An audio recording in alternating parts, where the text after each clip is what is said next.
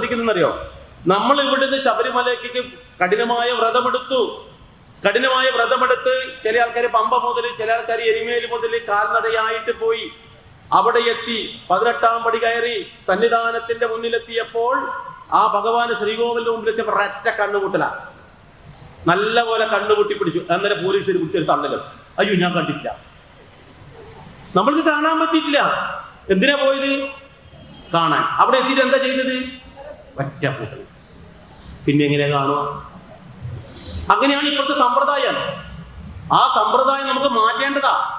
ശബരിമലയ്ക്ക് 18-ാം പടി കയറി കഴിഞ്ഞാൽ ആദ്യം തന്നെ ആ നാലമ്പലത്തിനുള്ളിലേക്ക് ഡയറക്റ്റ് കയറി പോകുന്ന സംവിധാനം ഉണ്ടായിരുന്നത്. എന്ന് വെച്ചാൽ ദൂരത്തിനേ കാണാൻ പറ്റും ആ ഭഗവാനെ. ഇന്ന് സൈഡിലൂടെ കടത്തി വിടുന്നോണ്ട് എന്തായി? അത് നേരെ മുമ്പിലെത്തുമ്പോഴേ കാണാൻ പറ്റും. അന്നേരം തന്നെ പിടിച്ചങ്ങോട്ട് തള്ളും, തീർന്നു. ഭഗവാനെ കാണാൻ കഴിയില്ല. എന്നിട്ട് ഓരോ ആൾക്കാർ കരയും, അയ്യോ എനിക്ക് കാണാൻ കഴിഞ്ഞില്ലേ എന്ന് പറഞ്ഞിട്ട്. അപ്പോൾ ഇനിയെങ്കിലും ശബരിമലക്ക് പോകുമ്പോൾ ശ്രദ്ധിക്കുക, അവിടെ എത്തുമ്പോൾ കണ്ണു തുറന്നു നോക്കുക. ആ വിശ്വരൂപം കണ്ടതിന് ശേഷം അല്പം മാറി നിന്നിട്ട് നമ്മുടെ ഹൃദയപത്മത്തിൽ ആ രൂപത്തെ നമുക്ക് കാണാൻ കഴിയണം. അതാണ് ക്ഷേത്രത്തിൽ പോയാൽ വേണ്ടത്. അല്ലാതെ ഭഗവാന്റെ മുന്നിൽ വന്നിട്ട് ആരും കണ്ണടയ്ക്കുകയല്ല വേണ്ടത്.